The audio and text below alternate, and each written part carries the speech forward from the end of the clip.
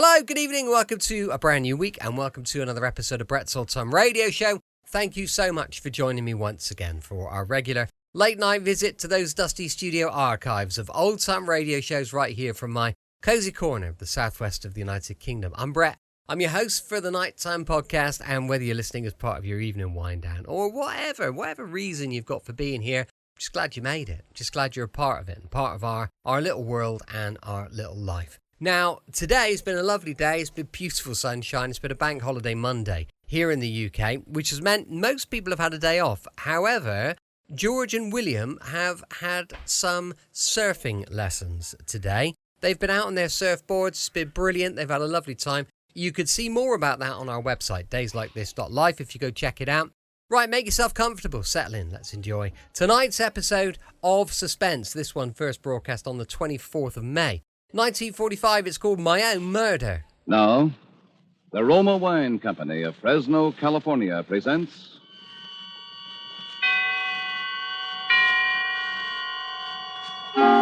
Suspense. Tonight, Roma Wines bring you the suspenseful play called My Own Murderer, starring Mr. Herbert Marshall. Suspense is presented for your enjoyment by Roma Wines. That's R-O-M-A, Roma Wines. Those excellent California wines that can add so much pleasantness to the way you live, to your happiness in entertaining guests, to your enjoyment of everyday meals. Yes, right now a glassful would be very pleasant, as Roma Wines bring you a remarkable tale of suspense. And with the drama called My Own Murderer, and with the performance of Mr. Herbert Marshall, Roma Wines hope indeed to keep you in suspense.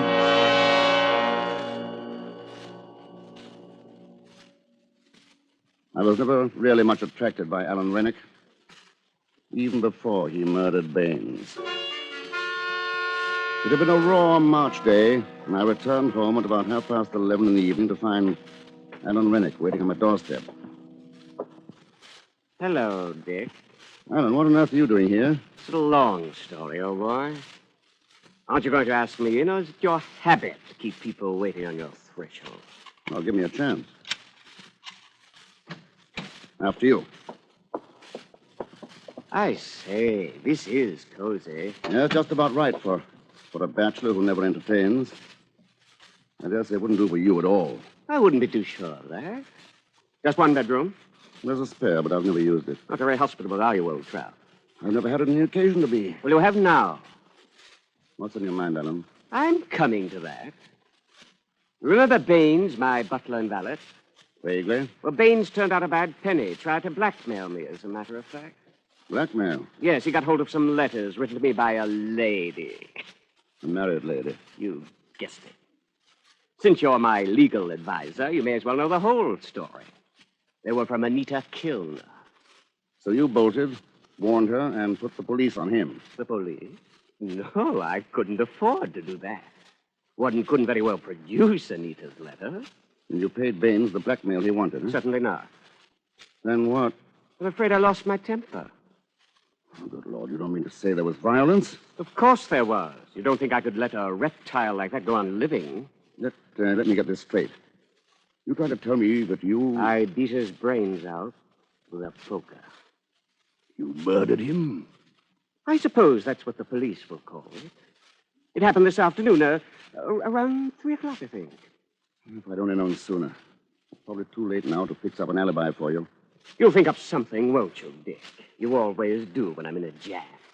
And in the meantime, I can hide out here, can't I? What possible good will that do? They'll track you down here sooner or later, and then we'll both be in the soup. No, Alan. Better get yourself up. Then I'll see what can be done about getting you off. Perhaps we could muss you up a bit and plead self-defense. Is that the best your devious legal mind can dream up? At the moment, yes, I'm a little tired. Well, I'm not going to cooperate. I'm going to stay right here till you figure out a way to get me clear of this. Alan, be reasonable. For your own good, give yourself up. Is it my own good you're thinking of? Or is it because you're afraid you'll be caught harboring a criminal and lose your filthy law practice? That settles it. What are you doing? Telephoning the police. Put that phone down. It's best this way, believe me, Alan. I've already committed one murder this evening. I've nothing to lose by committing another. Sorry, wrong number. You're really afraid of me, aren't you? Now, perhaps. Tomorrow I could turn you in with no risk whatsoever. But I don't think I will. There's a good fellow. I'll let you stay here, Alan. I'll save your neck for you, too. Why this sudden change of heart?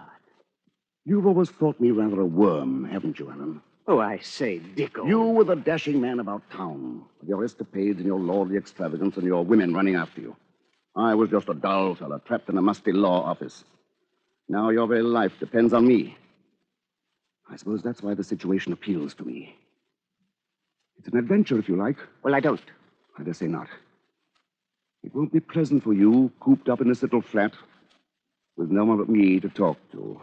Well, after all, it's only temporary. You may not like some aspects of it, even for a little while.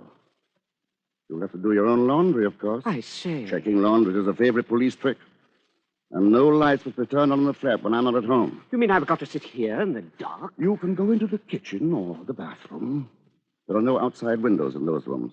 Oh, and talking of the kitchen, I think you ought to have your meals there, even when I'm in. You'll serve me in the dining room. Look here, do you think I'm your servant or what? As a matter of fact, it's only fair you should be, since I can't hire any help so long as you're here. Wouldn't it be simpler and more matey if we both dined in the kitchen? I'm not used to dining in the kitchen. Neither am I. Then the sooner you practice, the better. The future's not going to be so simple for you as the past has been, Alan. But after all, you're very lucky to have a future at all. Eh? Well, Dick, whatever it is, one thing is certain. I'll have you to thank for it. But I warn you, Dick, if I do hang, it won't be only for Bain's murder, but for yours as well.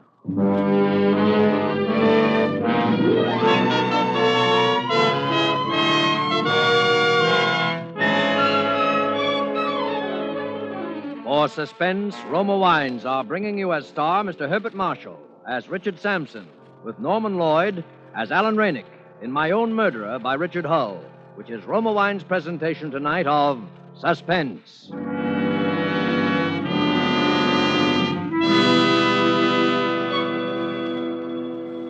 Between the acts of Suspense, this is Truman Bradley for Roma Wines. Mention the name Elsa Maxwell, and you picture a famous hostess. Mention a meal featuring fish or fowl, and Elsa Maxwell pictures. But let's hear it in her own words. The thought of a piping hot fish or chicken dinner naturally calls up for me the picture of glasses of chilled Roma California Sauterne at each plate. Roma Sauterne is delicate, pale gold in color, delightful in bouquet, and even more important, exquisite in taste. However, you need not wait for a chicken or fish dinner to serve good Roma Sauterne. It goes perfectly with any food. The one important thing to remember is the name, Roma. Each glassful of golden Roma Sauterne reflects the heritage of all Roma wines.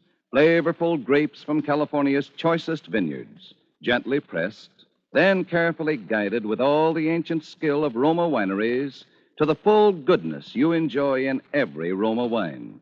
Roma wines do not vary, are always high in quality, yet they cost only pennies a glass. No wonder more Americans enjoy Roma than any other wine. R-O-M-A, Roma Wines. And now it is with pleasure that we welcome back to our Hollywood soundstage Mr. Herbert Marshall, who, as Richard Sampson in My Own Murderer, continues a narrative well calculated to keep you in suspense.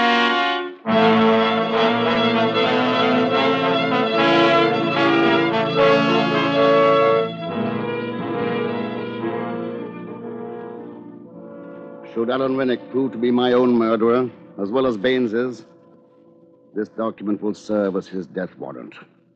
If not, well, I shall make good use of it anyhow.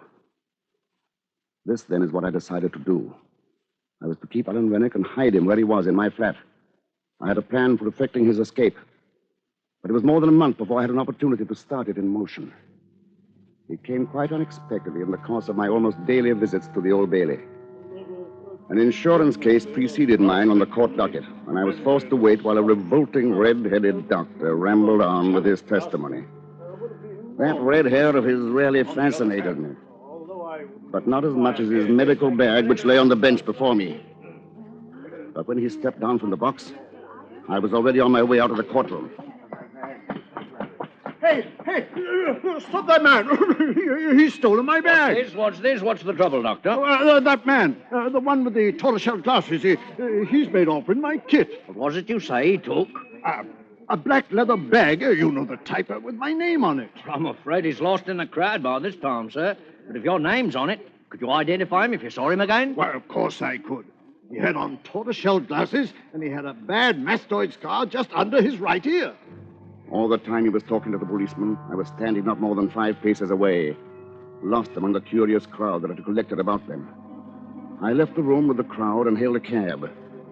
When I had taken what I needed from his bag, I threw it with its remaining contents into the ever-useful Regent's Canal. Its owner's name, stamped on the outer side of it, was as revolting as his red hair. Jeremiah Bloggins. Jeremiah Bloggins. Now my plans for Alan's escape swung into motion. Our chief accomplice was a woman friend of Alan's named Margaret Farley, whom I knew to be the most intelligent of his acquaintances. Hello, Dick. Where's Alan? All right, Alan, you can come out now. Well, it's high time. Hello, Margaret. Alan. Oh, Alan, my poor darling. Long time no see. But you're still the prettiest girl in London. Look, I'm sorry to interrupt this touching little scene, but there's not too much time. Shall we discuss our plan? Yes, of course. Well, in essence, this is it. Alan's going to die. Huh? What do you mean by that? I see. Isn't that rather extreme? Not literally, of course. The point is to arrange a bogus death of some sort. To get you declared legally dead, and then you'll assume another identity. That has possibilities. Well, what about the body? Well, I'm afraid I'm forced back on the old expedient of the suicide note. The clothes left on the riverbank, and the body that's never recovered. Later, you're declared legally dead. It's a very old plan. And rather unlikely to deceive the police for that reason, don't you think, old boy? Oh, we'll admit later on, if necessary, that it was a put-up job. What's the good of that? Don't you see? If the police ask too many questions, Miss Farley here will admit being a party to a bogus suicide. But stick to her story that you were really drowned by misadventure while trying to carry out your plan. I think it has possibilities, Alan. Where is this Hellespont that I'm supposed to swim? Well, I've been studying maps of the English coastline. We should choose the mouth of a river where the tidal currents are strong enough to sweep the body out to sea. Not too broad a channel, so that it can be easily swum when the tide's at low ebb. And not too near a town or village, so there'll be no unwanted witnesses. So I grow a beard, swim the river, put on different clothes, and become Jeremiah Bloggins or somebody for the rest of my life. Huh? How did you happen to mention that name? Jeremiah Bloggins? Why not? Good a name as any. Don't you think so, Margaret? I don't think this is quite the time for facetiousness, Alan. Well, all right. So I become Jeremiah Bloggins. That's better than hanging. But what will Jeremiah Bloggins do for money? Well, you could make out a will in favor of Margaret here, or whomever you have. Oh, I suppose I can depend on you to make things stick legally. Well, I'm putting myself in a position where you could easily blackmail me if I didn't. He has a point there, Alan. Now, we'll need another confederate. Somebody to look after you when you get to the other shore. We could leave a car there, of course, but the effect of the cold water... Well, I think it's safer to have somebody waiting for you on the other side. Well, who'll it be? That actress friend of Alan's, Anita Kilner. That woman? Well, how can you suggest such a thing? Oh, come now, Margaret. It's true that Anita's a fool and rather a tiresome one. I don't know whether Dick told you, but her letters got me into this mess. Baines was trying to blackmail me for them, and that's why I killed him. But Dick's right. I need someone, and I can trust Anita because of those letters, if for no other reason. Heavens, what a scheme. Everybody's in a position to blackmail everybody else. Yes, that had already occurred to me. That's exactly why this plan can't possibly fail.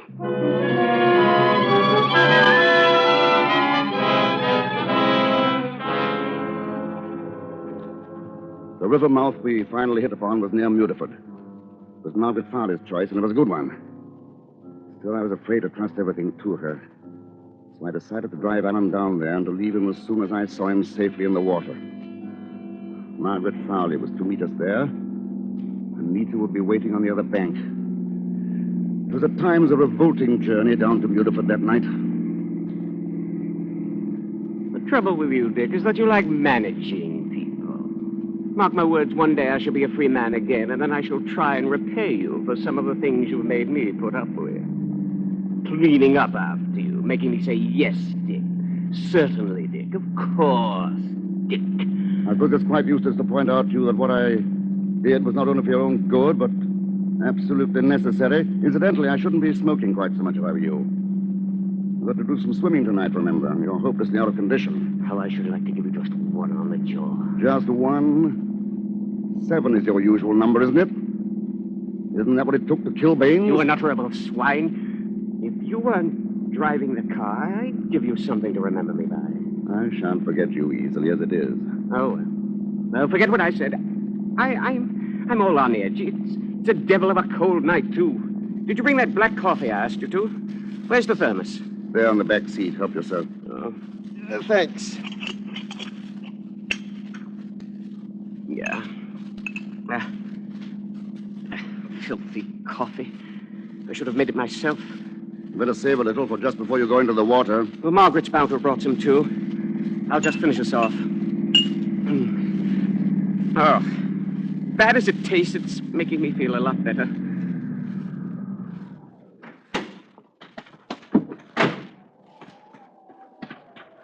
I thought you'd never come. Oh, Alan, you poor boy. We would pick the coldest night in the year. Nonsense. I feel marvelous, marvelous. Well, I brought you some hot coffee. It's here in this thermos. Better save it for just before I dive in. Well, come along. Let's get going. Oh, I wish he wouldn't rush things so. He'll wear himself out before he gets in the water. If I know Alan, he's whistling past the cemetery. Hope he doesn't lose his nerve at the last moment. If he does... You mustn't imply things like that about Alan. Besides, I don't know that I could bring myself actually to push him. You must. You know what he is, and tonight he's especially difficult. All right. I'll do whatever seems necessary. I don't know what's come over me. I feel positively numb. Really, it's much too cold. Hadn't we better try another night? Now, Alan... I can't, Margaret. I'm afraid it's too cold. Here's the thermos. Here, drink this, darling. It'll warm you up. Oh, filthy stuff. Go on, drink it up. There. Oh, I feel terrible. I've never been so cold in my life. No, go on, Alan. Be brave. You were always that. Now, look, darling. No, really. No, don't. No, don't. Please, don't. Ah!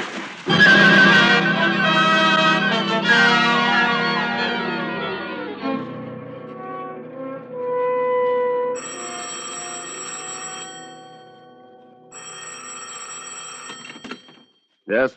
Mr. Sampson, Yes? it's Anita. Oh, yes? I'm calling from the inn near Mutford. I waited all night, but Alan never showed up. Are you sure you waited at the right spot? Of course I did. Do you think he didn't get across? I don't see why not. It was even narrower than I expected. I could have swum it myself. Now, look, you better go on home and act as if you hadn't been away. And don't telephone me again. I'll let you know the moment I hear from him.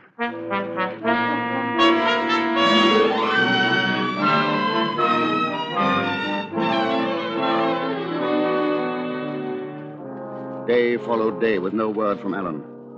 I had no alternative but to assume that he had drowned there in the estuary that night. The body had not been found, but then we had deliberately chosen a place where the tides could be alleged to have carried it out to sea. The uncertainty was a little distressing. I had not forgotten his threat to come back on even scores with me once he'd got free. And tonight came an unpleasant little scene which is not to help my frame of mind. It began with Anita. I know you're angry at me for coming here, Mr. Sampson, but I've simply got to talk to someone. You ought not to have come round here. It isn't safe. Safe? You're a nice one to talk about safety. Do you think Alan's safe now? I don't know. I don't believe you care.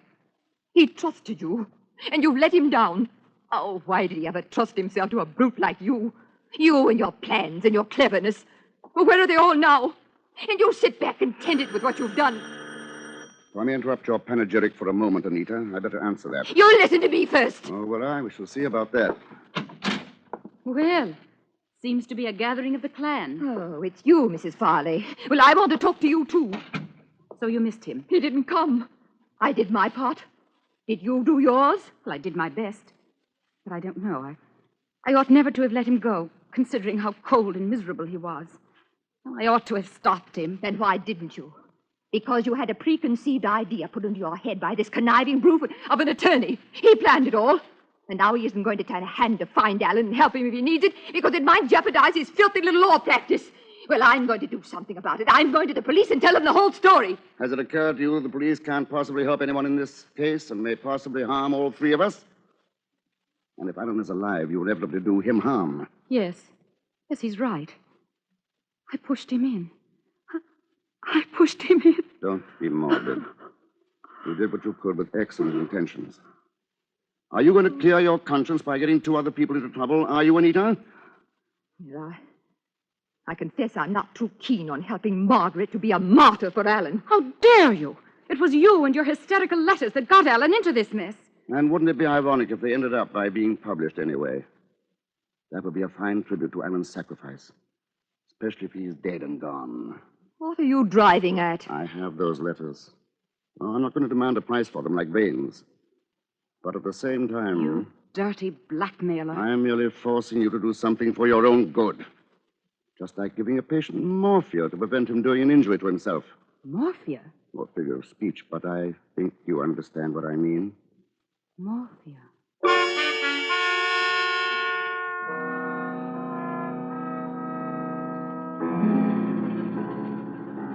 After the women had gone, I thought over the conversation, particularly that part of it in which Margaret Farley repeated the word morphia. I think she knows. But even if Alan's body is recovered and they find what he really died of, they can never make an accusation. They have to prove possession of the morphia. And no one in the world can do that. I meant to call Anita Kilner and sound her out, but I find that I don't even know her married name. Not that it matters, considering what went on with Alan behind her husband's back. In any case, I can depend on her letters to keep her mouth shut. On reading this over, I find that in my marshalling of the facts in this case, I have omitted one possibility. Far-fetched, it's true, but there is one person whom I should set about finding if I were acting for the Crown in this case. I refer to that abominable, truculent, red-headed doctor with a ridiculous name.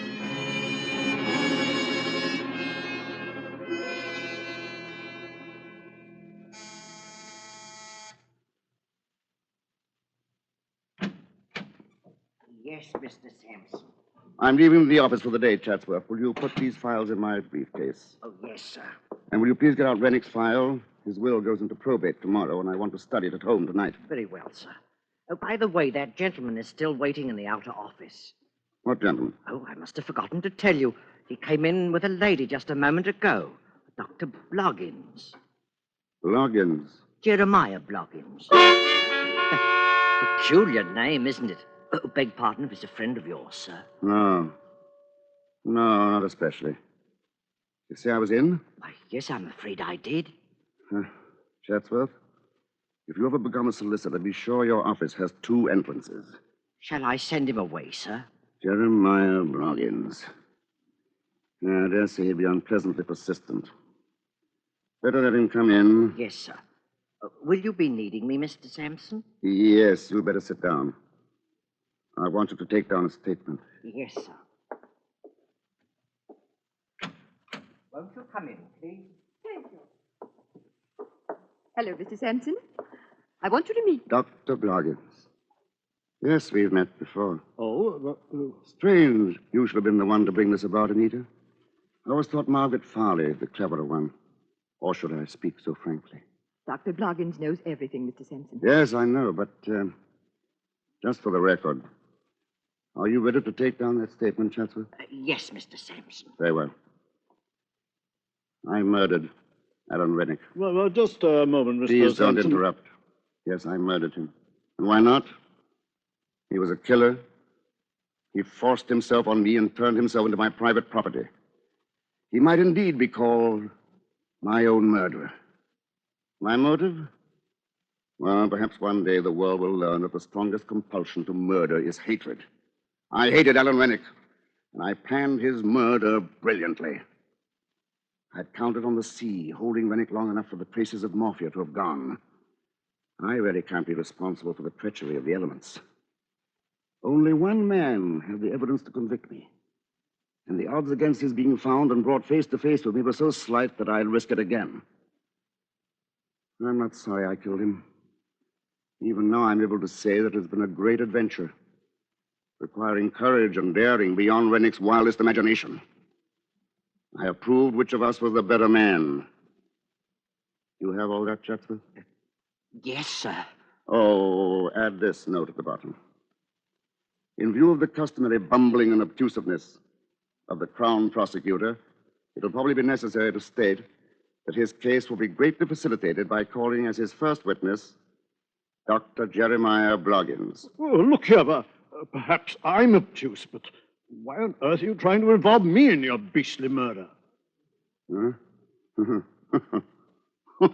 I say, you mean to say you don't recognize me? Why, no, why should I? Anita, why did you bring this man here? I thought you knew. He's my husband. After Alan's body was found, I decided to tell him everything. We simply came here to get the letters.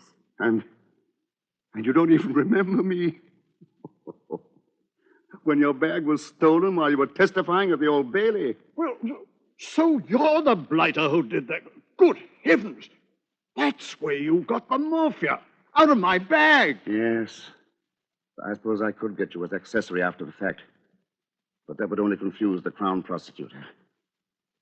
Well, on the whole, I'm rather glad it worked out this way. After all, as Nanki Poo says in the Mikado, there's much to be said for the advantage of having it done by the public executioner.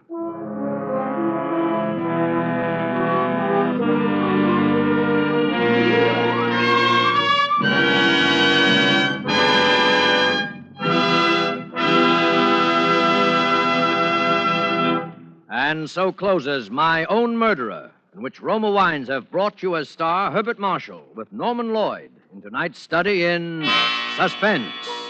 Suspense is produced, edited, and directed by William Spear. Before Mr. Marshall returns to the microphone, let me say a word for Roma Wines, the sponsor of Suspense. Few hostesses have entertained as extensively, as often, as the world-renowned hostess, Miss Elsa Maxwell. And that's why her words are significant. Back in the horse and buggy days, wine serving was surrounded by all manner of do's and don'ts. Today, it's fashionable to serve delicious Roma wines whenever and however you choose. For example, delicious, versatile Roma California Tokay is a light, moderately sweet, flame-colored wine that goes well before or after meals, during cocktail hour, actually delightful at any time. Serve your Roma Tokay cool. While Roma Tokay differs in flavor from other Roma wines, it is like them in these respects. Always delicious, never varying in fine quality. And since Roma wines cost only pennies a glass, you can serve them often. Remember, more Americans enjoy Roma than any other wine. And the next time you use vermouth, choose Roma vermouth. Zestful, full-flavored Roma vermouth is blended and developed with all the traditional winemaking skill of the Roma wineries. It is made and bottled in the heart of California's famous vineyards, yet surprisingly low-priced. Try Roma vermouth soon, won't you? This is Herbert Marshall. It's been a great pleasure, as always, to make an appearance on Suspense, a show which is such a very great favorite with all of us. Mr. Spear has just been telling me about next Thursday's broadcast, and it sounds like one of the very finest of the year. It's a perfectly wonderful story by W.F. Harvey, August Heat. And in it, as your star, will be Ronald Colman. Now, if you'll permit me a most important word. War news from the Pacific is encouraging. We're on our way to Tokyo. But until Japan is beaten to her knees, the war goes on. It takes dollars to buy the equipment our men need, your dollars. And by investing those dollars in war bonds now, during the 7th War Loan Drive, you help your country and help yourself to greater post-war purchasing power. Get extra bonds, big ones, during the mighty 7th. Next Thursday, same time, Mr. Ronald Colman will be your star of Suspense. Presented by Roma Wines, R-O-M-A, made in California for enjoyment throughout the world.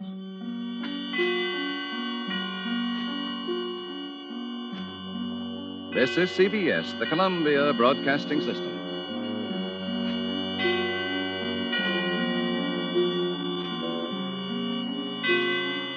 Welcome back. Hope you enjoyed tonight's episode of Suspense. Don't forget, we'll be back tomorrow going live at 5 p.m. UK time with an episode of Sherlock Holmes. If Brett's Old Time Radio Show is a part of your routine, listen, give us a like, give us a follow, give us some positive feedback. We love that. Thank you so much for listening. I'm here with you 7 days a week, each and every week, and I'll see you tomorrow on Brett's Old Time Radio Show. Love you. Bye.